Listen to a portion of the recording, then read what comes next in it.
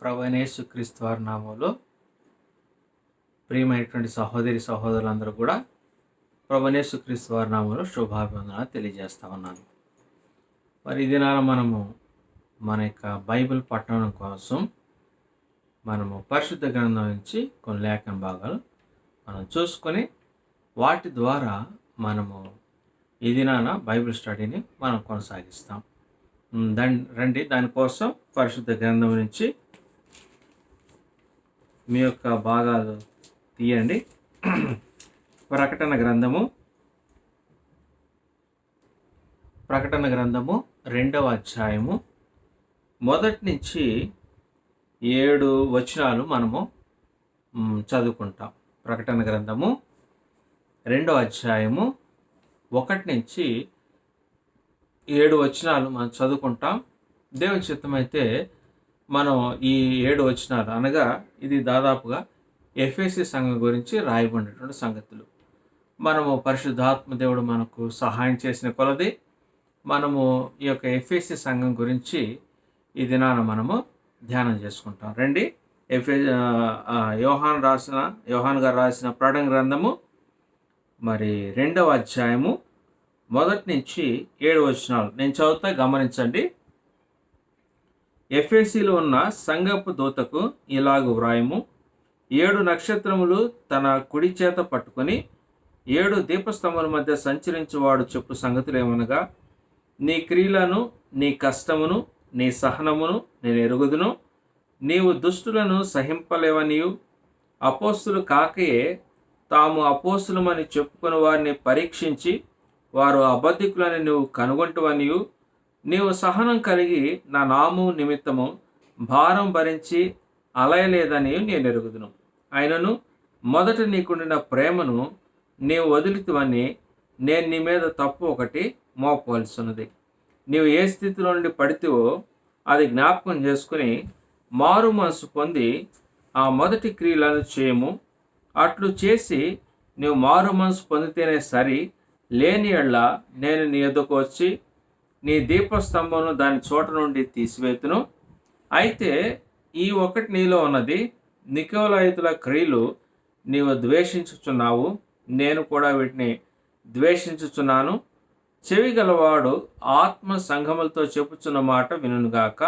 జయించు వాణ్ణి దేవుని పరదేశంలో ఉన్న జీవవృక్ష ఫలములను భుజింపనెత్తును. దేవుని యొక్క సహాయం కోసం మనము ప్రార్థన చేస్తాం. మోకరించండి మీరున్న స్థలాల్లో. ప్రేమలేని తండ్రి, పరలోకమందున మా దేవ, యేసుక్రీస్తు ప్రభువా, నీ నమ్మకమైన పరిశుద్ధమైన మహోన్నతమైన నామాన్ని బట్టి వందనాలు స్తోత్రాలు చెల్లిస్తూ కొనియాడుకుంటూ మరొక ప్రభా మరి దినాన్ని మాకు ఆయుష్ దినంగా పొడిగించారు. వందనాలు చెల్లిస్తుంటున్నాం. ప్రభా, ఈ దినాన నీ వాక్యం చుట్టూతో చేరవటానికి మీరు మాకు ఇచ్చిన గొప్ప సమయాన్ని బట్టి వందనాలు చెల్లిస్తుంటున్నాం. ప్రభా, జీవం కలిగిన నీ వాక్యాన్ని మేము ధ్యానించుకుంటానికి కృప చూపించండి. ప్రభా, ఈ సమయంలో మా వినికిడిలో చదవబడిన పరిశుద్ధ దివి లేఖన భాగాల ద్వారా మాతో మాట్లాడుతున్నాండి. పరిశుద్ధాత్మదేవ, మీరే ప్రభా మంచి బోధకుడుగా మాకు బోధించమని వేడుచుంటున్నాం. చెప్తున్న మీ దాసుడు కేవలం పనికి మానవాడు, నన్ను సిలువ చాటును మరుగు చేయండి. ఇది దినాన నీ ప్రజలతో మీరు ఏం మాట్లాడాలని ఇష్టపడతా ఉన్నారు, ఆ మాటలు ప్రభు మీ దాసు నోట ఉంచుతూ రావాల్సింది వేడుచు మీ కృపను కోరుకుంటూ మీ దయకి అప్పగించుకుంటూ ఘనత, మహిమ, స్తుతి, ప్రభావం మీకు ఆరోపించుకుంటూ మా ప్రభును ప్రిరక్షకుడైన యేసుక్రీస్తు ప్రభు వారి శ్రేష్టమైన నమ్మకమైన పరిశుద్ధ దివ్యనామంలోనే ప్రార్థన చేసి ఉన్నత వేడుచున్నాము తండ్రి, ఆమేన్. ప్రియమైనటువంటి సహోదరుడ, మనము ఈ దినాన మరి ఈ ప్రకటన గ్రంథంలో నుంచి మనము కొన్ని సంగతులు ధ్యానం చేసుకుందాం. ఈ దినాల్లో చూస్తే మరి కరోనా వైరస్ తోటి ప్రపంచమంతా కూడా మరి భయం గుప్పిట్లో ఉంది.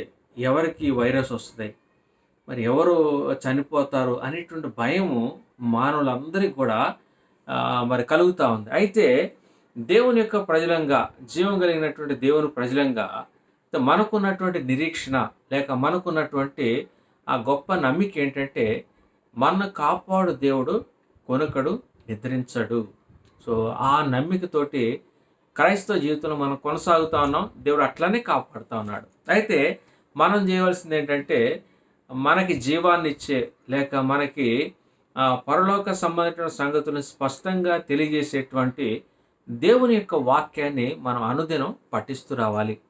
దేవుని యొక్క వాక్యాన్ని అర్థం చేసుకుంటూ రావాలి. ఇది మనం చేయవలసిన ప్రాముఖ్యమైనటువంటి పని అనమాట. కాబట్టి ఇది నా బైబిల్ స్టడీ కోసం మనము పరిశుద్ధ గ్రంథం నుంచి ప్రకటన గ్రంథంలో కొన్ని లేఖన భాగాలు చూస్తూ వచ్చినాం, మనం చదువుతూ వచ్చినాం.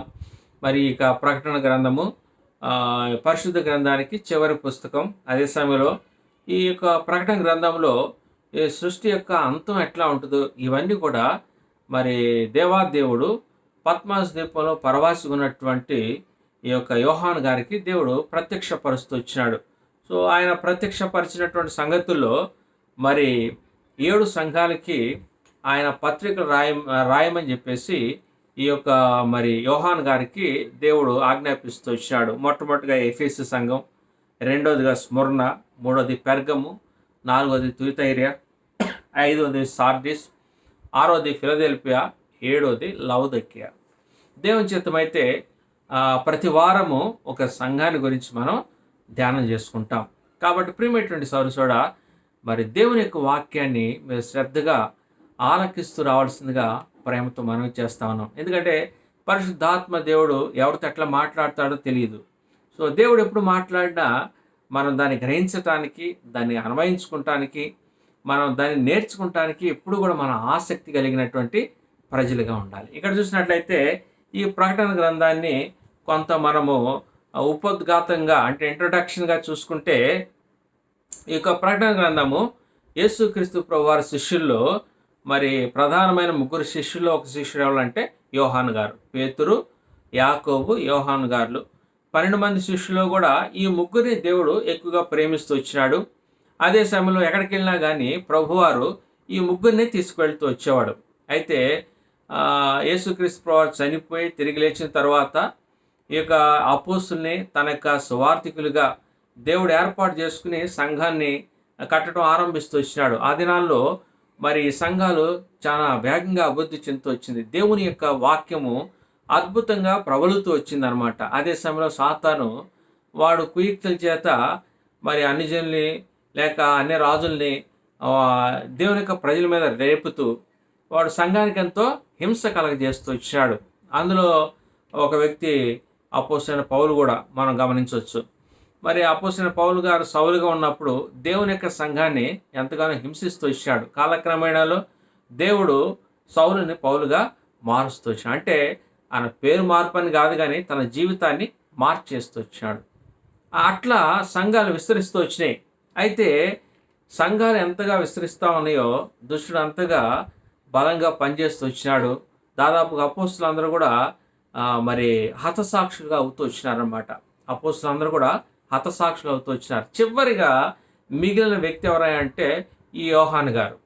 ఈ యోహాను గారు కూడా అప్పుడున్నటువంటి రాజు మరి సలసల కాగేటువంటి నూనెలో ఆయన పడవేశాడు చంపుదామని. కానీ దేవుని కృపను బట్టి ఆయన చనిపోలేదు. సరే ఈయన ఇట్లా చనిపోవడం అని చెప్పేసి తీసుకువెళ్ళి పద్మాస్ అనేటువంటి ద్వీపంలో ఆయన పడేసాడు అనమాట. ఆ యొక్క పద్మాస్ అనే ద్వీపం అంటే చుట్టూతా సముద్రం ఉంటుంది, మధ్యలో చిన్న దీవిలాగా ఉంటుంది అనమాట. సో ఆ యొక్క ద్వీపంలోకి వెళ్ళిన వారికి ఇంకా బయట ప్రపంచంతో ఎటువంటి సంబంధం ఉండదు. ఎందుకంటే వెళ్ళి రావడానికి చుట్టూతా నీరు ఉంటుంది అనమాట. అంటే ఆ దినాల్లో చాలా మరి భయంకరమైనటువంటి నేరాలు చేసినటువంటి ఖైదీల్ని అట్లా ద్వీపంలో పడవేసేవారు అనమాట. ఎందుకంటే ఇక వాళ్ళు అక్కడ ఉన్నంతకాలం బ్రతికి ఆకలితో అట్లా చనిపోయేవారు అనమాట. అట్లా జరుగుతూ వచ్చేది. అట్లా ఈ యొక్క యోహాను గారిని పద్మాస్ ద్వీపంలో ఆ దినాల్లో ఉన్నటువంటి రోమా ప్రభుత్వం మరి ఆయన్ని ఆడ పద్మాస్ ద్వీపంలో పడవేస్తూ వచ్చినారు. అయితే అటువంటి పద్మాస్ ద్వీపంలో పడవేయబడిన తర్వాత యోహాను గారు అప్పటికి వృద్ధుడు అనమాట. సో వృద్ధాప్యంలో తన జీవితంలో మరి ద్వీపంలో ఒక ఖైదీగా పడవేయబడుతూ వచ్చినాడు. అదే సమయంలో సంఘాల గురించినటువంటి ఎంతో భారం ఈ యొక్క యోహాను గారికి ఉంది. దానికోసం ఎంతో చింతిస్తూ ఉన్నాడు. ప్రభువా, అపోస్తులందరూ కూడా హతసాక్షులు అయిపోయారు, నేను కూడా ఈ యొక్క పద్మాస్ ద్వీపంలో పరవాసిగా అనగా ఖైదీగా నేను పడవేయబడుతూ వచ్చినాను. ప్రభువా, సంఘాల గురించి మరి ఏంటి పరిస్థితి, సంఘాలు ఏమవుతాయి అన్నటువంటి చింతతో ఆయన ఎప్పుడు కూడా బాధపడుతుండేవాడు. ఒక దినాన ఆదివారం వచ్చింది, ప్రభు దినాన ఆయన ఆత్మలో పరవశుడవుతూ వచ్చినాడు. ఎప్పుడైతే ఆత్మలో పరవశుడవుతూ వచ్చినాడో దేవుడు ఆయనకి అద్భుతమైనటువంటి ప్రత్యక్షతని అనుగ్రహిస్తూ వచ్చినాడు. పరలోకంలో జరగబోయేటువంటి సంగతులన్నీ కూడా ఈ యొక్క మరి యోహాను గారికి దేవుడు ప్రత్యక్షత ఇస్తూ వచ్చినాడు. ఎంత గొప్ప దేవుడు! అయితే ఈ ప్రత్యక్షతలో ఆయన చూసిన సంగతులన్నీ కూడా మరి ప్రకటన గ్రంథంలో ఆయన రాస్తూ వచ్చినాడు. ప్రియమైనటువంటి సోదరుడా, ఇవి మనం చదవబోయేటువంటి లేక ఈ ప్రకటన గ్రంథంలో రాయబడిన అనేక సంగతులు ఇక ముందుకు జరగబోయేటువంటి సంగతులు అనమాట. దేవుడు అప్పుడే ఈ ప్రత్యక్షత ఇస్తూ వచ్చినాడు. ఎంత గొప్ప దేవుడు! తన ప్రజలకి జరగబోయే సంగతులన్నీ కూడా దేవుడు ఆయన తెలియజేస్తూ ఉంటాడు అనమాట. కాబట్టి ప్రియమైనటువంటి సోదరుడా, మరి అపోస్తలుడైనటువంటి యోహాను గారికి దేవుడు ప్రత్యక్షపరచి ఇచ్చినటువంటి ఆ మాటలు లేక ఆ దర్శనాన్ని మనము కొంచెం కొంచెంగా చూసుకుంటాం. ఇక్కడ చూసినట్లయితే మొట్టమొదటిగా ఈ అపోస్తలుడైనటువంటి పౌలుగా ఈ యొక్క యోహాను గారికి ఆ దర్శనంలో కనబడిన సంగతి ఏంటంటే, ప్రభువు 7 దీపస్తంభముల మధ్య ఆయన సంచరిస్తూ ఉన్నటువంటి దేవుడుగా కనబడుతూ వచ్చినాడు. ఆయన యొక్క స్వరూపాన్ని, ఆయన యొక్క మరి ఆ వస్త్రాలని, ఆయన మహిమని చూసి ఆయన పాదములు ఎదుట చచ్చినవాడు వల్లే పడిపోతూ వచ్చినాడు. ఎందుకంటే యేసుక్రీస్తు ప్రభువారితో 3.5 సంవత్సరాలు ఆయన శిష్యుడిగా ప్రభువారి ఎమ్మట తిరుగుతూ వచ్చినాడు. అప్పుడు చూసినటువంటి యేసుక్రీస్తు ప్రభువారిని మన ఆ యొక్క పరలోక దర్శనంలో చూస్తూ వచ్చిన యేసుక్రీస్తు ప్రభువారికి ఎక్కడ పోలిక కనపడట్లా. ఎంత మహామహిమలో ఉన్నాడో ఆ ప్రభువారు చూస్తే ఆశ్చర్యపోయింది. 3.5 సంవత్సరాలు నేను సహవాసం చేసినటువంటి ప్రభు ఈయనేనా? ఇంత మహిమ కలిగినటువంటి ప్రభువు మరి మమ్మల్ని రక్షించడానికి ఎంత సామాన్యంగా ఈ లోకానికి దిగొచ్చాడో అని అపోస్తలుడైనటువంటి యోహాను గారు ఆయన దేవుని యొక్క పాదాల చెంత పడిపోతూ వచ్చినాడు. అది మొదటి అధ్యాయంలో మనం చూస్తాం. ఎప్పుడైతే ఆయన అట్లా పడిపోతూ వచ్చినాడో దేవుడు ఆయన లేపి బలపరిచి 7 సంఘాలకి ఉత్తరాలు రాయమని ఆజ్ఞాపిస్తూ వచ్చాడు. 7 సంఘాలకి ఉత్తరాలు రాయమన్నాడు. 7 సంఘాలకి ఉత్తరాలు రాయమని దేవుడు సెలవిస్తూ ఒక్కొక్క సంఘం గురించి ఆ సంఘంలో ఉన్నటువంటి మంచి లక్షణాలేంటి, చెడ్డ లక్షణాలేంటి, ఏమి సరి చేసుకోవాలి, ఏమి పట్టుకోవాలి, ఏమి విడిచిపెట్టాలి, ఏమి గట్టిగా పట్టుకోవాలి, ఇవన్నీ కూడా దేవుడు మరి ఆ యొక్క పత్రికల్లో పొందుపరుస్తూ వచ్చినాడు, చెప్తూ వచ్చినాడు. యోహాను ఈ విధంగా ఈ సంఘాన్ని గురించి ఈ విధంగా రాయి, ఈ సంఘంలో ఈ లోపాలు ఉన్నాయి, ఈ సంఘంలో లేకపోతే ఈ మంచి లక్షణాలు ఉన్నాయి, ఇవి పట్టుకోవాలి, ఇవి వదిలిపెట్టాలి అని దేవుడు ఆ యొక్క మరి సంఘాలకి 7 సంఘాలకి దేవుడు మరి ఆ యొక్క పత్రిక రాయమని దేవుడు సెలవిస్తూ వచ్చాడు. అంటే మనం ఈ దినాన చూసుకునేది ఏంటంటే మొట్టమొదటి సంఘము అది ఎఫెసు సంఘము. మనం చదువుకున్నాం కదా, 2వ అధ్యాయము 1వ వచనం నుంచి 7వ వచనం వరకు చదివితే ఈ యొక్క 7 వచనాలు కూడా ఎఫెసు సంఘం గురించిన సంగతులు రాయబడుతూ వచ్చినాయి. మనం గమనించినట్లయితే ఎఫెసులో ఉన్న సంఘపు దూతకు ఇలాగూ వ్రాయము, 7 నక్షత్రములు తన కుడి చేత పట్టుకుని 7 దీపస్తంభాల మధ్య సంచరించువాడు చెప్పు సంగతులు ఏమనగా, నీ క్రియలను, నీ కష్టమును, నీ సహనమును నేను ఎరుగుదును. నీవు దుష్టులను సహింపలేవనియు, అపోస్తులు కాకే తాము అపోస్తులమని చెప్పుకున్న వారిని పరీక్షించి వారు అబద్ధికులని నీవు కనుగొంటువనియు, నీవు నా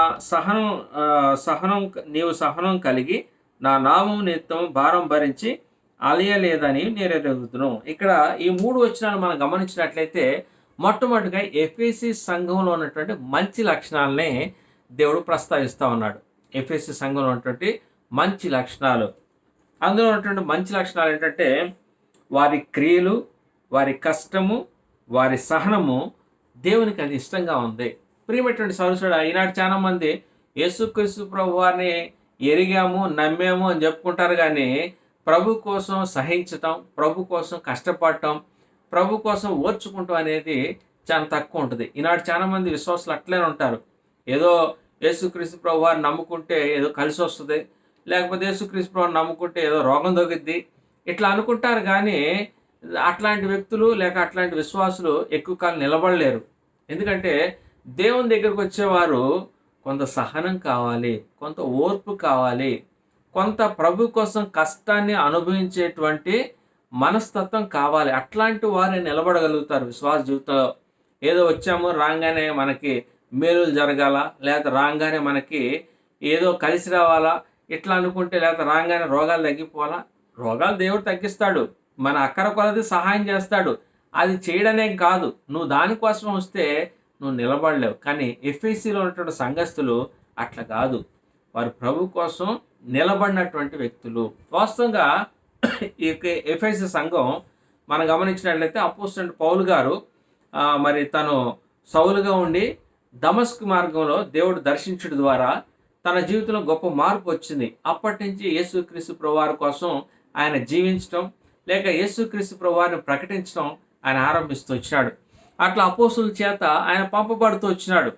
అపోస్తులైనటువంటి పౌలు, బర్నబా గారు వీరిద్దరూ కూడా దేవుని యొక్క పరిచయం చేయడానికి వారు ఉపవాసం ఉండి వారి మీద చేతులుంచి పంపిస్తూ వచ్చినారు. దేవుడు వారి ద్వారా అద్భుతాలు చేస్తూ వచ్చినాడు. వారి గురించినటువంటి సాక్ష్యం ఏంటంటే, లోకాన్ని తలకిందులు చేసేవారు ఇక్కడ కూడా వచ్చారని ప్రతి పట్టణంలో అనుకునేవారు. అంటే వారు ఏ ప్రదేశానికి వెళ్తే ఆ ప్రదేశాన్ని కదిలించేవారు. దేవుని యొక్క సువార్తని, రక్షణ సువార్తని చెప్పి ఆ యొక్క ప్రాంతాలని, పట్టణాలను కదిలించేసేవారు. అట్లా మరి కట్టబడినటువంటి సంఘాల్లో ఒక సంఘం ఏంటంటే ఎఫ్ఎస్సి సంఘం. ప్రియమైనటువంటి సరసోడా, ఈ ఎఫ్ఎస్సి సంఘం అనేది ఎక్కడ ఉందంటే ప్రస్తుతము ఇది టర్కీ దేశంలో ఉంది. ఎక్కడ ఉంది? టర్కీ దేశంలో ఈ ఎఫెసు అనేటువంటి సంఘం ఉందన్నమాట. ఇది ఎఫెసు సంఘం అంటే సంఘం పేరు కాదు, వాస్తవంగా ఇది ఎఫెస్ అనేటువంటి పట్టణం అనమాట. ఈ పట్టణం అపోస్తలుడైన పౌలు గారు తాను సువార్త పరిచర్లో కట్టబడినటువంటి సంఘం అనమాట. ఎఫెసి ప్రాంతంలో ఒక సంఘం ఏర్పడుతూ వచ్చింది. ఎప్పుడైతే యేసుక్రీస్తు ప్రభువారి గురించి ఆయన రక్షణ సువార్త ప్రకటిస్తూ వచ్చినాడో ఆ ప్రాంతాల్లో ఉన్నటువంటి వ్యక్తులు మరి మెల్లమెల్లగా యేసుక్రీస్తు ప్రభువాని అంగీకరించడం, ప్రభు కోసం జీవించడానికి వారు ఆరంభిస్తూ వచ్చినారు. అట్లా చిన్నగా పోగైనటువంటి ఆ గుంపే ఒక సంఘంలాగా తయారవుతూ వచ్చింది. ఆ సంఘం దేవుడు దాని గురించినటువంటి ఎన్నో మంచి సంగతులు చెప్తూ వచ్చాడు. నీ కష్టం తెలుసు నాకు, నీ సహనం తెలుసు, మరి నువ్వు ఓర్చుకున్న సంగతి అంతా కూడా నాకు తెలుసు, నీ క్రియలు కూడా నాకు తెలుసు అని దేవుడు మెచ్చుకుంటా ఉన్నాడు. ప్రియమైనటువంటి సహోదరుడా, దేవుడు ఎప్పుడు కూడా నువ్వు దేవుని కోసం ప్రయాసపడిన ప్రతి దానికి కూడా ఆయన గుర్తుపెట్టుకుంటాడు. ఆయన మరిచిపోయే దేవుడు కాదు. నువ్వు ప్రభు నామములో ఏదైతే నువ్వు మరి ప్రభు కోసం నమ్మకంగా పనిచేస్తావో దానికి ప్రతిఫలం ఇచ్చే దేవుడు. ఆయనకు మర్చిపోడు, ఆయన గుర్తుపెట్టుకుంటాడు. ప్రియమైనటువంటి సహోదరుడా, రాసేటటువంటి యోహాను గారికి తెలియదు ఆ ఎఫ్ఎస్సి సంఘంలో ఉన్నటువంటి వ్యక్తుల యొక్క క్రియలేంటో, ఎఫ్ఎస్సి సంఘంలో ఉన్నటువంటి ఆ యొక్క విశ్వాసుల యొక్క సహనమేంటో, ఎఫ్ఎస్సి సంఘంలో ఉన్నటువంటి ఆ ప్రజలు దేవుని కోసం ఏ విధంగా కష్టపడ్డారో యోహాను గారికి తెలియదు. కానీ దేవుడు గుర్తు చేస్తూ ఉన్నాడు. ఆ సంఘానికి పత్రిక రాయి యోహాను. ఆ సంఘస్థులు ఎట్లాంటి వాళ్ళు అంటే, నా కోసం కష్టపడేటువంటి మనస్తత్వం కలిగిన వారు, రెండోదిగా నా కోసం సహించేటువంటి మనస్తత్వం కలిగిన వారు, ఇంకా నా కోసం మంచి క్రియలు చేసేటువంటి విశ్వాసులు వారు. వారికి ఈ పత్రిక రాయమని దేవుడు సెలవిస్తూ వచ్చాడు. ప్రియమైనటువంటి సౌరసుడా, నీ నా జీవితంలో ప్రభువు మన ప్రతి పరిస్థితిని ఆయన గుర్తుపెట్టుకుంటాడు. నువ్వు ప్రభు కోసం చేసే ప్రతి పనిని కూడా ఆయన జ్ఞాపకం చేసుకుంటాడు. కాబట్టి నీ నా జీవితంలో ఎవరు నన్ను గుర్తించట్లేదు, ఎవరు నన్ను లెక్క చేయట్లేదు ఇట్లా అనుకోవద్దు. నీ జీవితంలో ప్రభు గుర్తించేదైనా, ప్రభు ప్రతిఫలం ఇచ్చేదైనా. కాబట్టి ప్రభు కోసం నువ్వు ముందుకు సాగిపోవటానికి ప్రయత్నించే. ప్రియమైనటువంటి సౌరసుడు, ఒక దినాన మరి వేలాది లేక కోట్లాది కొలది ఆ పరిశుద్ధుల మధ్య నిన్ను మెచ్చుకుంటాడు. ఇదిగో నా కుమారుడు, నా కుమార్తె నా కోసం పని చేస్తూ వచ్చింది, నా కోసం కష్టపడుతూ వచ్చింది, నా కోసం సహిస్తూ వచ్చింది అని చెప్పేసి దేవుడు నీ తల మీద కిరీటం పెడితే ఎంత గొప్ప సంగతి. ఈ దినాన నిన్నెవరు గుర్తించకపోవచ్చు, ఈ దినాన నిన్నెవరు కూడా లెక్క చేయకపోవచ్చు. కానీ ఒక దినాన ప్రభు అందరి ముందర నీ తల ఎత్తుతాడు, నీ మీద కిరీటం పెడతాడు. ప్రియమైనటువంటి సౌరసుడా, కాబట్టి ఎఫెసి సంఘంలో ప్రభు చెప్పిన మాటల్ని మనకి ఏమి జ్ఞాపకం తెస్తా ఉన్నాయంటే, మన జీవితంలో ప్రభు కోసం నమ్మకంగా చేసే ప్రతి పనికి దేవుడు ఒక దినాన బహుమానం ఇస్తాడు. గుర్తుపెట్టుకోవాలి. ఎఫెసి సంఘంలో అటువంటి మంచి లక్షణం ఉంది. ఇంకా అంత మాత్రమే కాదు, ఇంకేమంటాడంటే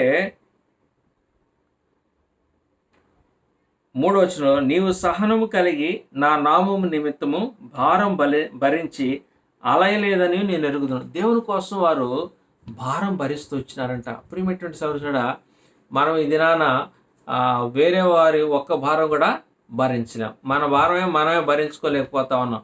ఇంకొకరి భారం అంటే అది సాధ్యం కానటువంటి పరిస్థితి. కానీ ఎఫెసీ సంఘంలో ఉన్నటువంటి విశ్వాసులు ప్రభు నిమిత్తము, ఆయన నామం నిమిత్తం భారం భరిస్తూ వచ్చినారు. అంటే ఎంత క్రయం చెల్లించుకున్నారు చూడండి. ప్రియమైనటువంటి సహోదరుడా, ఈనాడు అంతిమ దినాల్లో ఉన్నటువంటి మనం కూడా ప్రభు నిమిత్తం క్రయం చెల్లించుకునేటువంటి విశ్వాసులుగా ఉండాలి. ఏదో సాదాసీదాగా మనం అట్లా సాగిపోవటానికి ఏమాత్రం ప్రభు అనుమతించడు. ప్రభు అందుకోసం కాదు అంత గొప్ప రక్తాన్ని లేక అంత గొప్ప క్రయాన్ని చెల్లించింది ఏదో సాదాసీదాగా జీవించేయటం కాదు. ప్రభు కోసం నమ్మకంగా జీవించాలి. ప్రభు కోసం భారం భరించాలి. ప్రభు కోసం మనం అలీక మరి ఆయన్ని మహింపరిచేటువంటి లేక ఆయన పని చేసేటువంటి వ్యక్తులుగా మనం ఉండాలి అనేది ఈ యొక్క సందర్భంలో జ్ఞాపకం చేయబడతా ఉంది. ఈ యొక్క ఎఫెసీ సంఘంలో ఆ విశ్వాసులు ఆ విధంగా భారం భరిస్తూ వచ్చినారు. అలసిపోలేదు.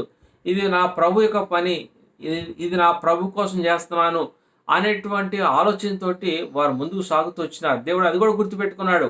కాబట్టి ప్రియమైనటువంటి సోదరుడా, మన జీవితం జ్ఞాపకం చేసుకోవాలి. ఒక దినాన జరిగిన సంగతి ఏంటంటే, ఒకానొక చోట సంఘాన్ని కడతా ఉన్నారు. అప్పుడు దాకా రేకుల షెడ్ ఉండేది. తర్వాత దాన్ని తీసి మంచిగా స్లాబ్ వేయటం కడతా ఉన్నారన్నమాట. ఆ యొక్క కట్టే సమయంలో ఒక మంచి విశ్వాసి పేదవాడు మరి ఉదయం నుంచి సాయంత్రం వరకు ఆ పనిలో కష్టపడుతూనే ఉండేవాడు. ఎంతో చక్కగా మరి ఆ యొక్క టాపీ పనులు సహాయపడేవాడు. ఆ యొక్క బస్తాలన్నీ మోసేవాడు. అవన్నీ కూడా ఆ యొక్క మందిరం పూర్తయ్యేంత వరకు కూడా ఎంతో కష్టపడి పనిచేస్తూ వచ్చినాడు. అంత మందిరం పూర్తి అయిపోయింది. మనం మందిరం ప్రతిష్ఠ చేస్తాం కదా, డెడికేషన్ రోజున మరి చాలామంది ఆ సంఘంలో ఇంకొక వ్యక్తి ఉన్నాడు, ఆయన పెద్ద అనమాట. ఆయన్ని పొగుడుతూ ఉన్నారు, చాలా మంచిగా కట్టించారు అది ఇదని. అయితే ఈ యొక్క సహోదరుడు మాత్రము కొంచెం చిన్నబుచ్చుకుంటూ వచ్చినాడు.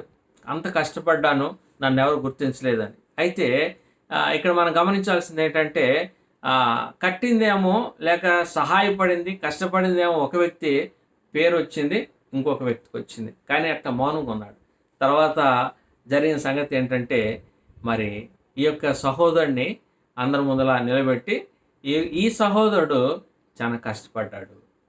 దేవుని యొక్క మందిర నిర్మాణంలో ఈ సహోదరుడు చాలా కష్టపడ్డాడని ఆయన లేపి ఆయన్ని ప్రశంసిస్తూ ఇచ్చినారు. మనుషులు గుర్తించకపోవచ్చు, కానీ దేవుడు గుర్తిస్తాడు. ప్రియమైనటువంటి సోదరుడా, కాబట్టి మన జీవితంలో ఎఫ్ఎసి సంఘం ద్వారా దేవుడు మనతో మాట్లాడే సంగతులు ఏంటంటే, నీవు నా కోసం చేసేటువంటి ప్రతి పని, నీవు నా కోసం భరించే ప్రతి కష్టం, వీటన్నిటిని నేను జ్ఞాపకంలో పెట్టుకుంటాను. ఎందుకంటే దేవుడు ఏం చేస్తున్నాడని చెప్పాడు ఓ మాట ఈ సందర్భంలో జ్ఞాపకం వస్తూ ఉంది.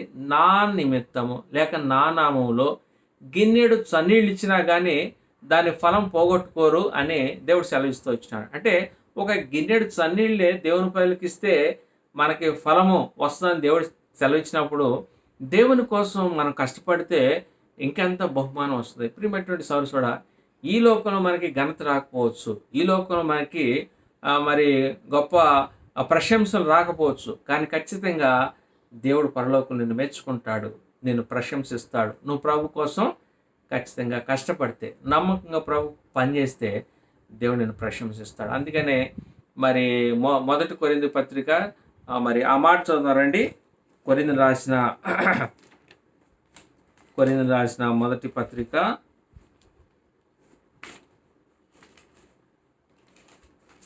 15వ అధ్యాయము. కొరింథీయులకు రాసిన మొదటి పత్రిక 15వ అధ్యాయము 58వ వచనం చదువుతా, గమనించండి. కాగా నా ప్రియ సహోదరులారా, మీ ప్రయాసం ప్రభునందు వ్యర్థం కాదని ఎరిగి స్థిరులను కదలని వారును ప్రభు కార్యాభివృద్ధి అందు ఎప్పటికీ ఆసక్తులైనడి. కాబట్టి ప్రియమైనటువంటి సోదరుడా, మనం ప్రభు కోసం ప్రయాసపడితే అది ఎప్పటికీ వ్యర్థం కాదు. ఖచ్చితంగా బహుమానం ఇచ్చేది, దానికి ప్రతిఫలం ఇచ్చేది ప్రభువే. ఇక్కడ వరకు బాగానే ఉంది. ఎఫెసీ సంఘం గురించి ప్రభు కోసం కష్టపడ్డారు, ప్రభు కోసం సహనాన్ని ప్రదర్శిస్తూ వచ్చినారు, ప్రభు యొక్క నామాన్ని భరించారు. ఎన్ని కష్టాలు వచ్చినా చాలా మటుకు ప్రభు నిమిత్తం అవమానాలు నిందలు వస్తే చాలామంది వదిలిపెడతారు. కానీ ఎఫెసీ సంఘంలో ఉన్నటువంటి విశ్వాసులు అట్లా చేయలే. వాస్తవంగా ఎఫెసీ సంఘం ఇది చాలా విగ్రహారాధనతో కూడినటువంటి ప్రదేశం. ఆ యొక్క ప్రదేశాల్లో మరి సూర్య దేవతకి దేవుడికి వారు మ్రొక్తా వచ్చేవారనమాట. అటువంటి భయంకరమైనటువంటి విగ్రహారాధన కలిగినటువంటి ఎఫెసీ పట్టణము ఎప్పుడైతే దేవుని యొక్క సువార్త ప్రకటించబడుతూ వచ్చిందో అనేకులు కదిలించబడి దేవుని కోసం క్రయం చెల్లిస్తూ వచ్చినారు. అప్పుడు దాకా మరి వారితో కలిసి ఉన్నటువంటి వారి బంధుమిత్రులు, స్నేహితులే వారిని ద్వేషిస్తూ వచ్చినారు. కారణం ఏంటి? వారు విగ్రహారాధనని విడిచిపెట్టి జీవం కలిగినటువంటి దేవుని వైపు తిరిగారు కనుక వారు ద్వేషించబడుతూ వచ్చినారు, హింసించబడుతూ వచ్చినారు. అయినా సరే ప్రభు కోసం జీవిస్తూ వచ్చినారు. ప్రియమైనటువంటి సోదరుడా, మన జీవితంలో కూడా పరిస్థితులు ఏమైనా కావచ్చు, ఎటువంటి పరిస్థితులు మనం ఎదుర్కొంటా ఉండవచ్చు, కానీ మనం ప్రభువుని మాత్రం నమ్మకంగా వెంబడించాలి, ప్రభువుని నమ్మకంగా సేవించాలి. ఇది ఎంతైనా అవసరం. అయితే ఇక్కడ మనం చూసినట్లయితే ఇంతగా ప్రశంసించిన దేవునికి ఈ సంఘంలో ఒక లోపం కనపడింది. ఆయన నీ క్రియలు నాకు తెలుసు, నీ సహనం తెలుసు, నా నామోన్నత నువ్వు భరించి అలయలేదు నాకు తెలుసు, నువ్వు దుష్టుల్ని సహించలేదు అది కూడా తెలుసు నాకు, అపోస్తులు కాకుండా అపోస్తులు అని చెప్పుకున్న వారిని కూడా నువ్వు నమ్మలేదు, వారిని ద్వేషించావు. ఇదంతా నాకు ఇష్టమైనటువంటి సంగతులే, కానీ నీ మీద ఒక తప్పు మోపుతున్నా అన్నాడు. ప్రియమైనటువంటి సోదరుడా, ఇది మనం గమనించాల్సిన సంగతి. నీ మీద ఒక తప్పు మోపుతా. ఆ మాట చదువుతాం రండి. ప్రకటన గ్రంథము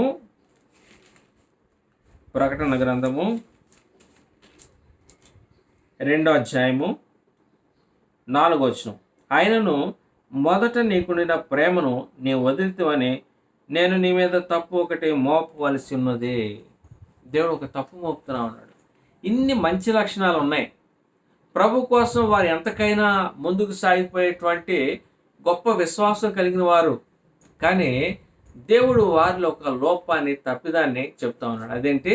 మొదటి ప్రేమను వారు విడిచిపెడుతూ వచ్చినాడు. ప్రియమైనటువంటి సోదరుడా, దేవుడు మన విషయమే ఎంత నిశ్చితంగా చూస్తూ ఉన్నాడో అర్థం చేసుకోవాలి. మనలో చాలా మంచి లక్షణాలు ఉండొచ్చు, కానీ తప్పు ఉంటే అది కూడా చెప్తాడు దేవుడు. అది సరి చేసుకోవాలి. దేవుని యొక్క ఉద్దేశం ఏంటంటే తన ప్రజలు తనలాగా పర్ఫెక్ట్గా ఉండాలి, తన ప్రజలు తనలాగా పరిపూర్ణమైనటువంటి ఆ స్వారూప్యంలోకి రావాలి, దేవుని యొక్క ఉద్దేశం. అయితే ఎఫెసీ సంఘం చాలా మటుకు బాగుంది, కానీ ఒక విషయంలో తప్పిపోతూ వచ్చింది. అదేంటంటే మొదటి ప్రేమ కోల్పోతూ వచ్చింది. ఈ మొదటి ప్రేమ చాలా చాలా అవసరం. ప్రియమైనటువంటి సోదరుడా, ఉదాహరణకి చెప్పాలంటే మొదటి ప్రేమ ఎట్లా ఉంటుందంటే, నేను రక్షించబడిన కొత్త దినాల్లో మరి దేవుని ఎరిగిన తర్వాత మరి అదొక పల్లెటూరు. ఆ యొక్క మరి ఊరి నుంచి విశ్వాసులు చాలా చాలా దూరం నుంచి దాదాపుగా 4-5 కిలోమీటర్లు, 7 కిలోమీటర్లు, 8 కిలోమీటర్లు అంత దూరం నుంచి మరి విశ్వాసులు ఆ మందిరానికి వచ్చేవారు అనమాట.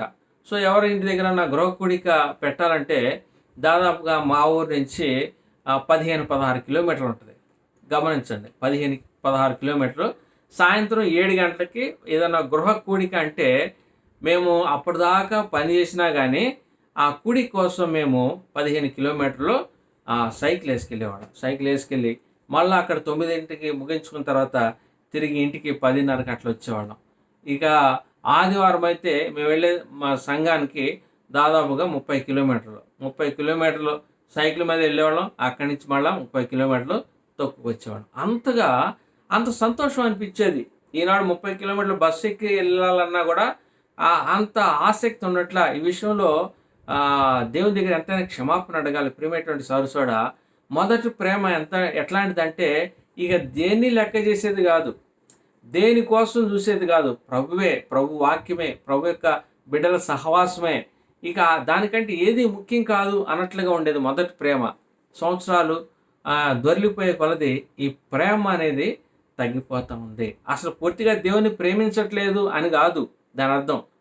దేవుణ్ణి మొదటిగా ఎట్లా ప్రేమిస్తున్నామో ఆ ప్రేమ తగ్గిపోతూ ఉంది. ప్రియమైనటువంటి సోదరుడు, ఉదాహరణకి భార్య భర్తను చూసాం.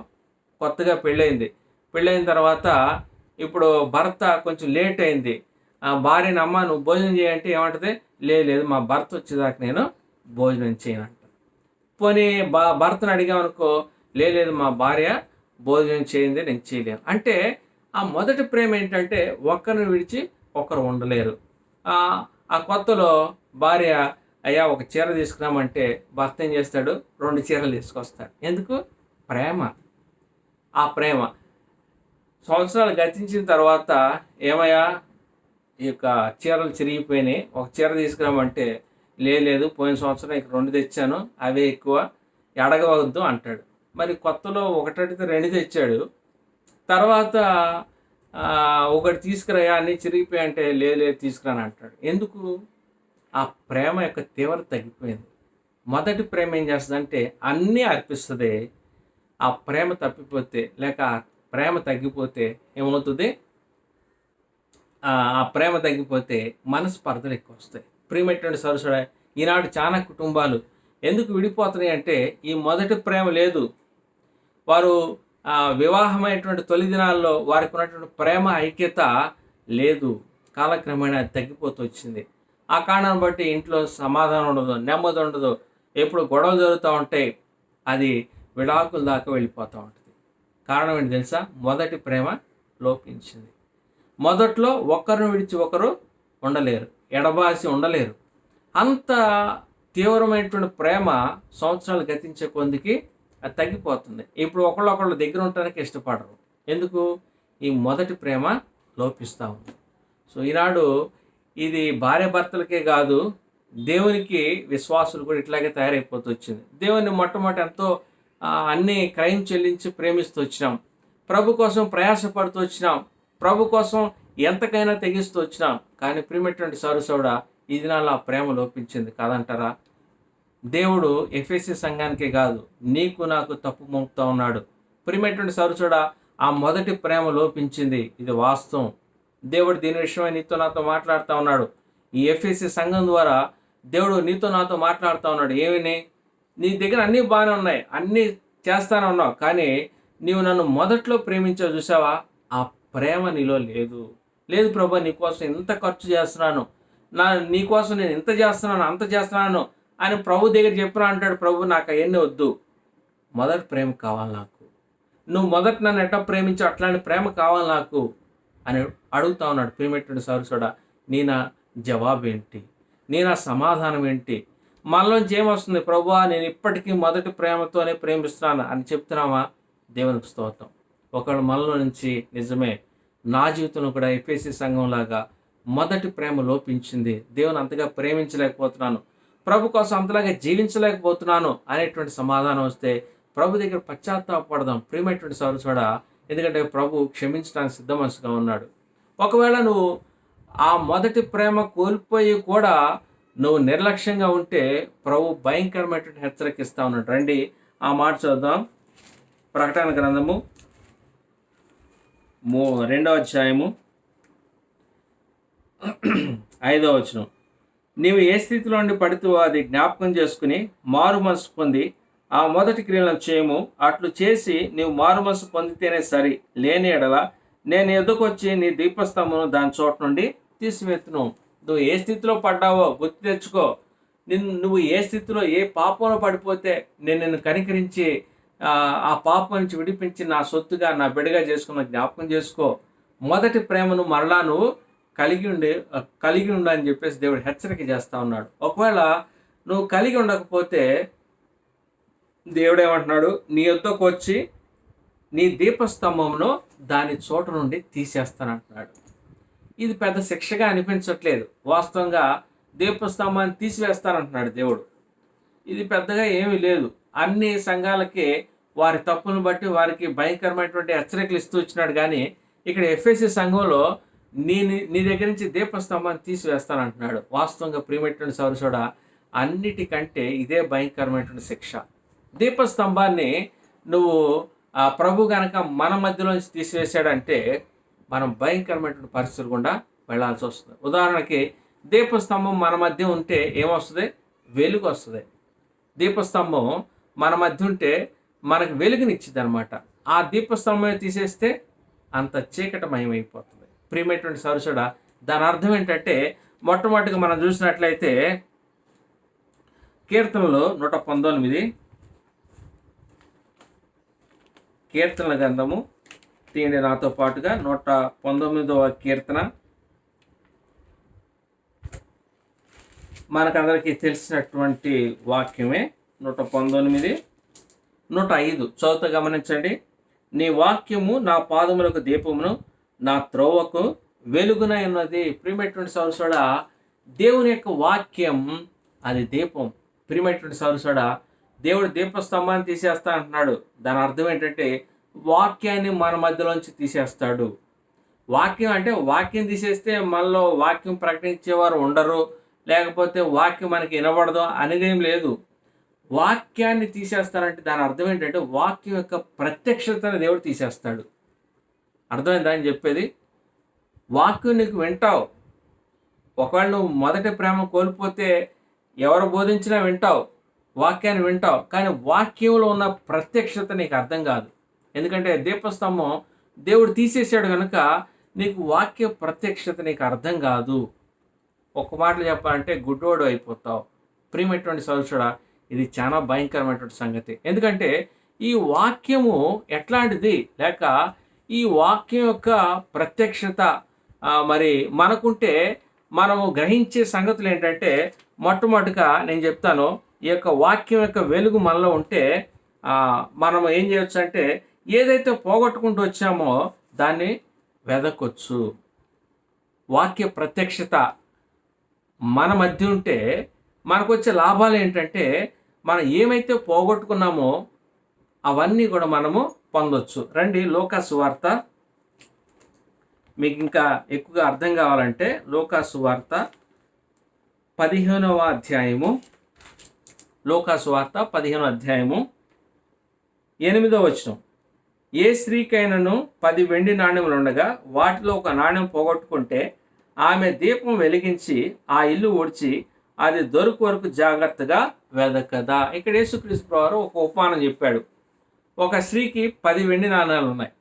సో ఒకటి పోగొట్టుకుంటే ఆమె ఏం చేస్తూ వచ్చింది? దీపం తీసుకుని మొత్తం వెతుకుతూ వచ్చింది. వెతికితే కొంతసేపటికి ఏమైంది? పోగొట్టుకున్నటువంటి ఆ యొక్క నాణ్యం దొరుకుతూ వచ్చింది. ఆమె పోగొట్టుకుంది వాస్తవమే, దాన్ని తిరిగి ఎట్లా సంపాదించుకుంది, లేక తిరిగి సంపాదించుకోవటానికి ఉపయోగపడింది ఏంటంటే దీపకాంతి. అర్థమైందని చెప్పింది. ప్రియమైనటువంటి సహోదరుడా, ఈ యొక్క వాక్యం యొక్క ప్రత్యక్షత మనకు ఉంటే మనకు వచ్చే లాభం ఏంటంటే, మనం మన జీవితంలో ఏమైతే పోగొట్టుకున్నామో అవన్నీ కూడా తిరిగి సంపాదించుకోగలుగుతాం. ప్రియమైనటువంటి సహోదరుడా, జ్ఞాపకం చేసుకోండి. ఎందుకంటే దీపకాంతి తీస్తే మనకేం కనపడదు, కానీ దీపకాంతి మనతో ఉంటే మనకు వచ్చే లాభం ఏంటంటే, మరి ఏమైతే పోగొట్టుకున్నామో మనం అది మళ్ళీ తిరిగి సంపాదించుకోవచ్చు.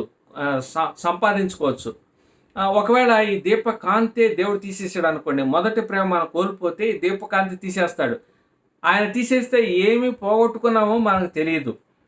ఇక్కడ చూస్తే యేసుక్రీస్తు ప్రభు చెప్పారు కదా, ఒక స్త్రీకి 10 వెండి నాణాలు ఉన్నాయి, ఆమె ఒకటి పోగొట్టుకున్న దాన్ని ఎట్లా సంపాదించుకుందంటే దీపకాంతిలో దాన్ని సంపాదించుకుంది. కాబట్టి ప్రియమైనటువంటి సహోదరుడా, మన జీవితంలో వాక్యం యొక్క ప్రత్యక్షత చాలా అవసరం. వాక్యం యొక్క ప్రత్యక్షత మనకి ఏ విధంగా సహాయపడుతుందంటే, మన జీవితంలో ఆత్మీయంగా ఏమేమి కోల్పోయామో, ఏమైతే మనం మిస్ అయిపోయామో అవన్నీ కూడా ప్రభు జ్ఞాపకంలోకి తీసుకొస్తాడు, తిరిగి సంపాదించుకుంటాడు. ఉదాహరణకి మరి దావీదు భక్తుడు మరి సౌలు చేత తరంబడుతూ ఆయన 13-14 సంవత్సరాలు అరణ్యాలు తిరుగుతూ వచ్చినాడు. ఒకనొక సందర్భంలో ఫిలిస్తీన్ దగ్గరికి వెళ్ళిపోయాడు. ఇక యూదా దేశంలో నిలిచి ఉంటే సౌలు ఏదో రకంగా నన్ను పట్టుకుంటాడు, చంపేస్తాడని చెప్పేసి ఫిలిస్తీన్ దగ్గరికి వెళ్ళిపోయాడు. ఆ ఫిలిస్తీన్లు తిరిగి ఈ యొక్క ఇశ్రాయేల్ వారి మీద యుద్ధానికి వస్తూ ఉంటే దేవుడు ఆ ఫిలిస్తీ సర్దార్లతోటి మరి దావీదు మీద మంచి అభిప్రాయం లేకుండా చేసి దావీదుని తన ప్రజలైన ఇశ్రాయేల్ వారితో యుద్ధం చేయకుండా దావీదుని పక్కకు పంపించేస్తాడు. దావీదు యుద్ధభూమి నుంచి వారు ఉండే సిగ్లగు ప్రాంతానికి వెళ్తారు. వెళ్ళేపాటికి అక్కడ ఏమవుతుంది, అప్పటికే అమాలేకీయులు వచ్చేసి వారి భార్యల్ని పిల్లల్ని అందరినీ పట్టుకుపోతారు, ఆస్తి అంతా పట్టుకుపోతారు. అక్కడ దావీదు తనతో పాటు ఉన్నవారు అందరూ వచ్చి చూసేపాటికి అక్కడ అంతా కాల్చివేయబడి అందరూ కూడా చెరగొనిపోతూ ఉంటారు. సో ఆ సిచ్యువేషన్లో, ఆ సందర్భంలో దావీదుతో పాటు ఉన్నవారు అందరూ కూడా దావీదుని రాళ్ళు రువి చంపేయాలని చెప్పేసి తీర్మానం చేసుకుంటారు. ఆ సందర్భంలో దావీదు దేవుని యొక్క మరి ఏఫోదుని తెమ్మని పిలిచి దేవుని దగ్గర విచారణ చేస్తాడు. ప్రభువా, మరి నేను వారిని తరిమితే పట్టుకుంటానా లేదా అని చెప్పేసి ప్రభు దగ్గర విచారణ చేస్తే ప్రభువారు ఏమంటాడు, వెళ్ళు తరుము, వారిని పట్టుకుంటామని చెప్పేసి దేవుడు ఆయనకి ఆజ్ఞాపించగానే వారు తరుముకుంటూ వెళ్తూ ఉంటారు. సో 3 దినాలకి ఆ అమాలేకీలను పట్టుకొని వారిని అందరినీ కూడా చంపేసి వారి భార్యల్ని పిల్లల్ని అందరినీ కూడా విడిపించుకొస్తాడు. అక్కడ రాయబడిన మాట ఏంటంటే, దావీదు సమస్తమును సంపాదించుకొనెను అని రాయబడుతూ వచ్చింది. ఎప్పుడైతే దావీదు, ప్రభువా నేను తప్పు చేశాను, నన్ను క్షమించు, నీ ప్రజలైనటువంటి ఇశ్రాయేలు వారికి విరోధంగా వారి మీద యుద్ధం చేయడానికి నేను ఫిలిస్తీన్లతో కలిసి వెళ్ళాను, ఆ కారణాన్ని బట్టి ఇంత నష్టం వచ్చింది, నన్ను క్షమించు ప్రభువా అని చెప్పేసి ప్రభువు దగ్గర పశ్చాత్తాపడి ప్రభువుని అడిగిన కారణాన్ని బట్టి ఆయన ఏమైతే పోగొట్టుకున్నాడో అవన్నీ కూడా తిరిగి సంపాదించుకున్నాడు. వాక్య ప్రత్యక్షత ఉంటే ప్రియమైనటువంటి సౌరశవుడా, నువ్వు ఏవైతే పోగొట్టుకున్నావో జీవితంలో అవన్నీ సంపాదించుకున్నావు. భౌతికంగా నువ్వు డబ్బు పోగొట్టుకున్నా, భౌతికంగా నీకు ఉన్నటువంటి ఆస్తిపాస్తులు పోగొట్టుకున్నా ఇంకొక దినాన్ని సంపాదించుకోవచ్చు. కానీ ఆత్మ సంబంధమైన సంగతులు నువ్వు పోగొట్టుకుంటే అది సంపాదించుకోవాలంటే వాక్యపు వెలుగు నీకు ఉండాలా, వాక్యపు యొక్క ప్రత్యక్షత నీకు ఉండాలా, లేకపోతే నువ్వు ఎన్నటికీ సంపాదించుకోలేవు, అది ఎప్పటికీ పోగొట్టుకుంటావు, నిత్య మరి నాశనానికి నష్టానికి గురవుతావు. ప్రియమైనటువంటి సౌరచూడని, మొదటి ప్రేమను నువ్వు కోల్పోతే దేవుడు నువ్వు ఏమైతే పోగొట్టుకున్నావో వాటిని తిరిగి సంపాదించుకోవటానికి దోహదపడే లేక ఉపయోగపడే దేవుని యొక్క వాక్య ప్రత్యక్షత నీకు లేకుండా చేస్తాడు. అది పెద్ద నష్టం ప్రియమైనటువంటి సౌరచూడ. కాబట్టి మన జీవితంలో వాక్యపు వెలుగు ఎంతైనా అవసరం. ఇది మొట్టమొదటి సంగతి. రెండోదిగా మరి యోహాను సువార్త 3వ అధ్యాయము, యోహాను గారు రాసిన సువార్త 3వ అధ్యాయము 19వ వచనం మనం గమనించినట్లయితే, ఆ తీర్పు ఇదే, వెలుగు లోకంలోనికి వచ్చిన కానీ తన క్రియలు చెడ్డమైనందున మనుషులు వెలుగును ప్రేమింపక చీకటినే ప్రేమించిరి. దేవుని యొక్క వాక్యము ఎప్పుడైతే ప్రకాశిస్తూ ఉందో, దేవుని యందు భయభక్తులు కలిగిన వారు వారి లోపాలు చూసుకుంటూ ఉంటారు. వారి యొక్క లోపాలు చూసుకుని సరి చేసుకుంటానికి, చక్కదిద్దుకుంటానికి ఎంతైనా మరి దోహదపడుతూ ఉంటుంది. ప్రియమైనటువంటి సౌరసాడ జ్ఞాపకం చేసుకుందాం. దేవుని యొక్క వాక్య ప్రత్యక్షత పోయిందంటే ఇక మనం గుడ్డోల కింద లెక్కే. మనం మొదటి ప్రేమను కోల్పోతే చెప్పాలంటే మనం ఏం పోగొట్టుకున్నామో తెలియదు. చాలామందికి విశ్వాస జీవితంలో ఎన్నో పోగొట్టుకుంటారు. వాళ్ళకు పోగొట్టుకున్నట్టుగా ఆ స్పర్శ కూడా ఉండదు. ప్రియమైనటువంటి సౌరసాడ జ్ఞాపకం చేసుకోండి, ఆ స్పర్శ కూడా ఉండదు. ఇప్పుడు మనం వెళ్తున్నాం ఉన్నాం అనుకోండి, మన జేబులో డబ్బులు పోతే మనకు తెలుస్తుంది, వెంటనే దాన్ని తీసుకుని మళ్ళా జోలు పెట్టుకుంటాం. కొంతమంది వెళ్తారు కానీ స్పర్శ ఉండదు, పోయినా సరే అట్లాంటి వాళ్ళకి నష్టం వస్తుంది. ఆ స్పర్శ ఉన్న వాళ్ళకి తిరిగి సంపాదించుకుంటారు, ఆ స్పర్శ లేని వాళ్ళు పోగొట్టుకుంటారు. కాబట్టి మొదటి ప్రేమను మనం కోల్పోతే మనం ఏం పోగొట్టుకున్నామో ఆ స్పర్శ మనకు ఉండదు, తిరిగి సంపాదించుకోవాలి. ఇది పెద్ద నష్టం ప్రియమైనటువంటి సరుసుడ. కాబట్టి మనం ఎప్పుడు కూడా ప్రభువుని మొదటి ప్రేమతో ప్రేమించాలి. ప్రభు కంటే ఏది ఎక్కువ కాదు, ప్రభువుని మనం ప్రేమించాలి. రెండోదిగా మనం చూసినట్లయితే ఈ యొక్క దీపం వెలుగుంటే మనం చక్కగా నడుస్తాం. రండి, కీర్తనలు 18, కీర్తన గ్రంథము, కీర్తనలు 18వ కీర్తన,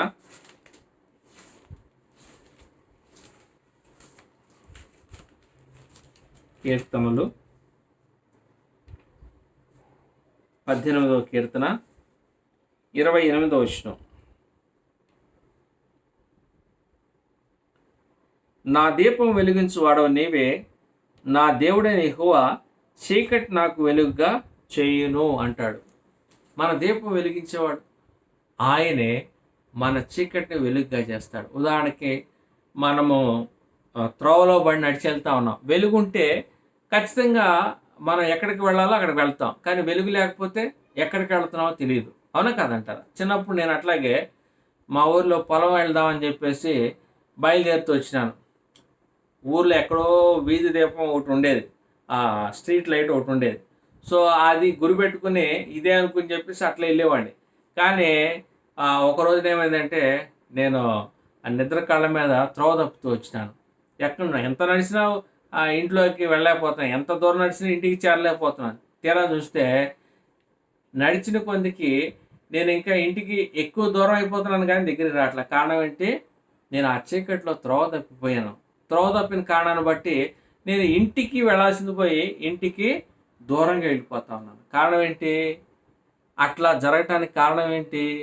వెలుగు లేదు, చీకటి కనుక నేను త్రోవ తప్పా. అట్లానే దేవుని యొక్క వాక్యం యొక్క ప్రత్యక్షత మనకు లేకపోతే, ఆ వెలుగు లేకపోతే మన యొక్క దైనందిక జీవితంలో, మన అనుదిన జీవితంలో త్రోవ తప్పుతాం. ప్రియమైనటువంటి సారు జ్ఞాపకం చేస్తాం. ఈనాడు చాలామంది విశ్వాసులు కొంతకాలం బాగానే ఉంటారు, తర్వాత త్రోవ తప్పుతూ ఉంటారు. వారి ప్రవర్తన మారిపోతూ ఉంటుంది. ఏదైతే పాత వాటిని వదిలేస్తూ వచ్చినారో తిరిగి మళ్ళా ఆ రోత జీవితంలోకి వెళ్ళిపోతూ ఉంటారు. దీనికి అంతటి కారణం ఏంటంటే, మొదటి ప్రేమ కోల్పోయారు దేవుని మీద.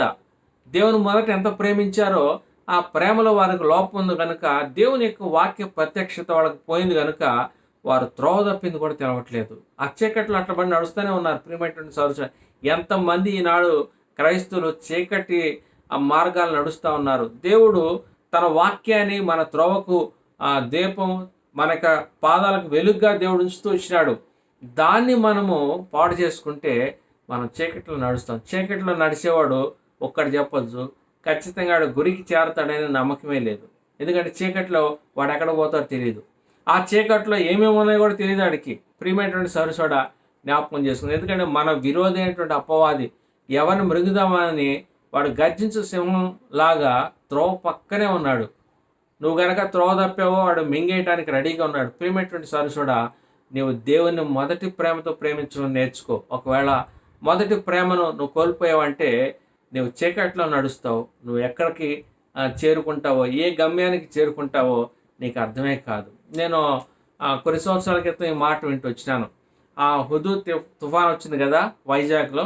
ఆ టైంలో కొంతమంది మత్స్యకారులు, ఈ జాలర్లు వల వేయటానికి సముద్రంలోకి వెళ్ళారు. ఆ టైంలో ఈ తుఫాన్ వచ్చింది. ఈ తుఫాను బట్టి వారు పడవ నడుపుకుంటూ వెళ్తా ఉన్నారు, కానీ ఎంత చూసినా వైజాగ్ రావట్లా. తీరా 4-5 రోజులు గడిచిన తర్వాత వాళ్ళు ఎక్కడికి వెళ్ళారంటే శ్రీలంక వెళ్ళిపోయారు. వాళ్ళు రావాలనుకుంది వైజాగ్, కానీ ఎక్కడికి వెళ్ళిపోయారు? శ్రీలంక దేశానికి వెళ్ళిపోయారు. అక్కడ ఆ సైనికులు వాళ్ళని పట్టుకున్నారు. ప్రియమైనటువంటి సరుసోడ ఎందుకు చెప్తున్నానంటే, వారికి ఆ సముద్రంలో ఆ చీకట్లో ఎటుపోతున్నామో తెలియలేదు.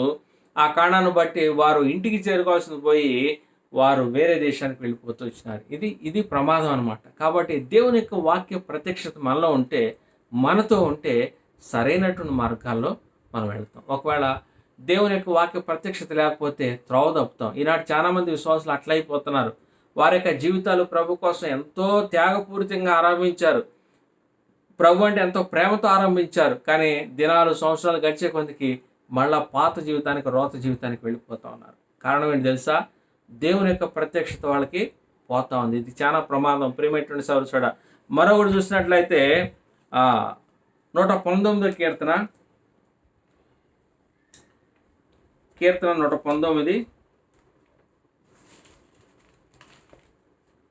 119 నాతో పాటు తీయండి.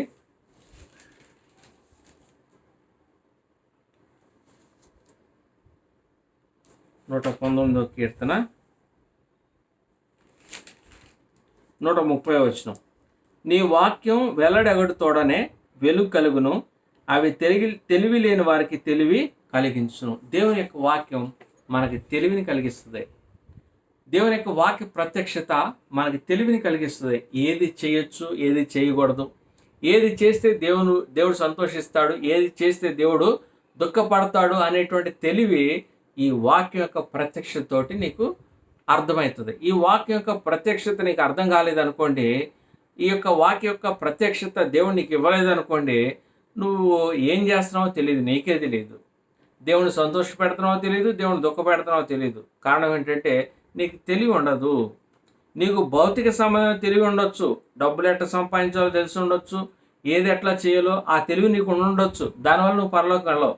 దైవికమైన పరసంబంధమైనటువంటి జ్ఞానం నీకు కావాలి, దైవికమైన పరసంబంధమైన తెలివి కావాలి. ఆ తెలివి ఎక్కడ వస్తుంది అంటే దేవుని యొక్క వాక్య ప్రత్యక్షతలోనే దేవుడిస్తాడు. కాబట్టి ప్రియమైనటువంటి సోదరుడా, ఒకవేళ నువ్వు మొదటి ప్రేమను కోల్పోతే నీకు తెలివి కూడా ఉండదు.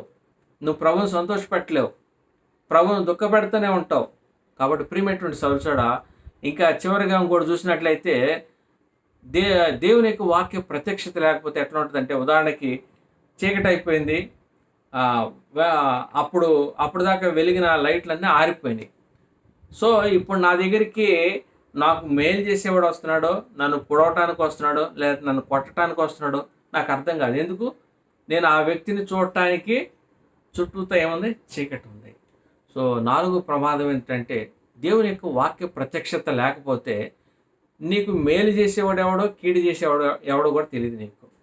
ఎవడో నీకు ఆత్మీయంగా మేలు చేస్తాడో, ఎవడో నీకు ఆత్మీయంగా కీడు చేస్తాడో గుర్తుపట్టలేవు. కారణం ఏంటంటే దేవుని యొక్క వాక్య ప్రత్యక్షత యొక్క వెలుగు నీకు నీ మీద ప్రకాశించట్లేదు కనుక నువ్వు గుర్తుపట్టలేవు. అంత గొప్ప ప్రమాదం ఉంది. ప్రియమైనటువంటి సహోదరుడా, దేవుడు ఏమంటున్నాడంటే, నేను ఎక్కువ చెప్పను, ముగిస్తాను. ప్రియమైనటువంటి సహోదరుడా, జ్ఞాపకం చేసుకోండి. దేవుని యొక్క వాక్యం నేను ఎందుకు చెప్తానంటే, ఎఫెసీ సంఘానికి క్రియల విషయంలో బాగున్నాయి, ప్రభు కోసం కష్టపడే తత్వం ఉంది, ప్రభు కోసం సహించేటువంటి గుణం ఉంది, ప్రభు నామాన్ని భరించి అలయకుండా ప్రభు కోసం సాగిపోతూ వచ్చినారు, దుష్టుని సహింపలేదు, వారికి వచ్చేటువంటి కష్టాలన్నీ కూడా అధిగమిస్తూ వచ్చినారు. కానీ వారిలో ఉన్న ఒక చిన్న లోపం ఏంటంటే, వారు మొదటి ప్రేమ వదిలిపెడతారు. ప్రభుని వదిలిపెట్టలా, ప్రభును ప్రేమించడం మర్చిపోలా. గుర్తుపెట్టుకోండి, ప్రభుని మొదటి ప్రేమతో ప్రేమించడం మర్చిపోయారు.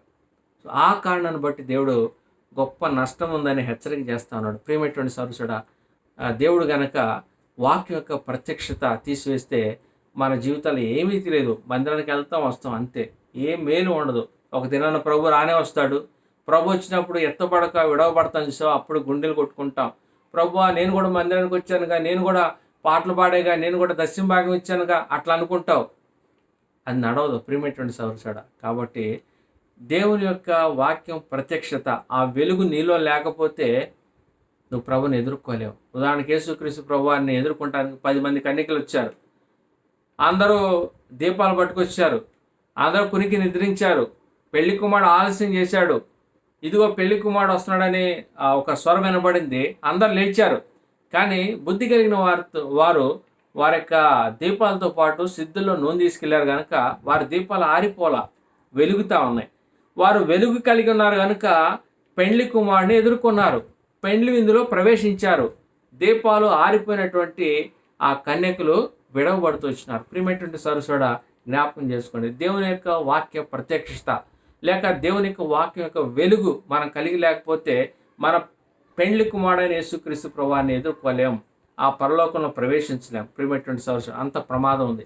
కనుక ప్రభు దగ్గర ఇప్పుడే పశ్చాత్తాపడతాం. ప్రభువా, ఈ మొదటి ప్రేమ నాలో పోయింది, ఇది వాస్తవం, నేను ఒప్పుకుంటున్నాను. మొదట నేను ప్రేమించినట్లుగా నేను ఇప్పుడు ప్రేమించలేకపోతాను. దేవా, నన్ను క్షమించు, నన్ను పరిశుద్ధపరచు. నాలో నీ మొదటి ప్రేమ నాకు పోయ్యా. ఎందుకంటే ఈ మొదటి ప్రేమ నాలో లేకపోతే నువ్వు దీపస్తంభాన్ని తీసేస్తా అన్నావు. ఆ తీసేస్తే నా జీవితంలో ఏం పోగొట్టుకున్నానో తెలియదు, నా జీవితంలో ఆత్మీయంగా ఏమి నేను నష్టపోయానో నాకు తెలియదు, నా నా జీవితంలో నేను ఏ త్రోవలో నడుస్తున్నానో నాకు తెలియదు. ఎందుకంటే చీకట్లో ఉన్నాను. నా జీవితంలో మరి ఎటువంటి మార్గంలో నేను ప్రయాణిస్తున్నానో నాకు తెలియదు.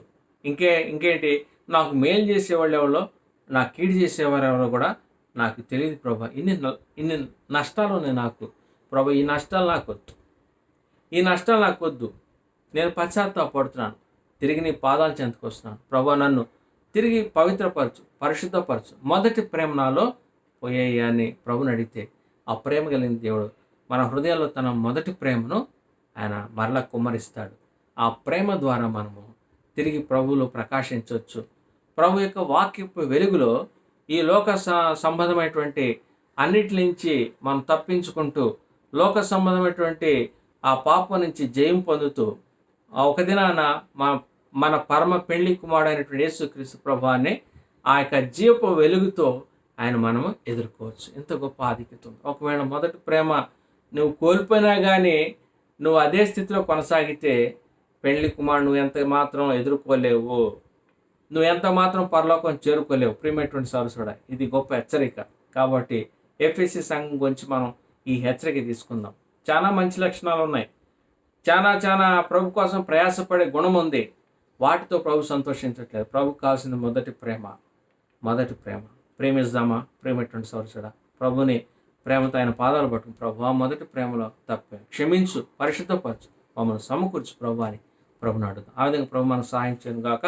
ప్రార్థన చేస్తాం. తల వంచండి. ప్రేమల తండ్రి, పరలోకమందున మా దేవ స్తోత్రాలు, ఇంతవరకు సహాయపడుతూ వచ్చినారు. మీ కృపా కనికరాన్ని బట్టి వందనాలు ప్రభువా. మరి ఈ దినాన ఎఫెసు సంఘం ద్వారా మీరు మాతో మాట్లాడిన విధానం బట్టి వందనాలు. నిజమే, ఎఫెసు సంఘానికి ఎన్నో మంచి ఆధిక్యతలు ఉన్నాయి, కానీ ప్రభువా మొదటి ప్రేమ వారు కోల్పోతూ వచ్చినారు. ఆ కారణాన్ని బట్టి దీపస్తంభం వారి మధ్య తీసివేస్తా ఉన్నారు. ప్రభా, ఎంత గొప్ప భయంకరమైనటువంటి శిక్షణ అయినా అది ప్రభా మా జీవితంలో ఎన్నడూ కలగొద్దు నాయన. ప్రభా, మేము ఎన్నడూ కూడా నీ వాక్యం యొక్క ప్రత్యక్షతలోనే జీవించాలి, నీ వాక్యం యొక్క వెలుగులోనే మేము జీవించాలి. ప్రభా కనికరించండి. నీ వాక్యం యొక్క వెలుగు లేకపోతే ఏం పోగొట్టుకున్నామో తెలియదు, ఎక్కడ నడుస్తున్నామో తెలియదు. ప్రభా, ఎవరు మాకు మేలు చేసేవారు, ఎవరు కీడు చేసేవాడో తెలియదు నాయన. మాకు మరి జ్ఞానం ఉండదు. ప్రభా కనికరించు, క్షమించు. మా బుద్ధిహీనతను ఒప్పుకుంటుండగా క్షమించు, పరిశుద్ధపరచు. నీ మొదటి ప్రేమతో మరలా మమ్మల్ని నింపుతూ రావాల్సింది వెడుచు. ఘనత, మహిమ, స్తుతి, ప్రభావం మీకు ఆరోపించుకుంటాం. మా ప్రభువును ప్రియరక్షకుడైన యేసుక్రీస్తు ప్రభు వారి శ్రేష్టమైన నమ్మకమైన పరిశుద్ధ దివ్యనామములోనే ప్రార్థన చేసినతో వేడుచున్నాము తండ్రి. ఆమేన్. దేవుడు ఈ వాక్యాన్ని దీవించుగాక.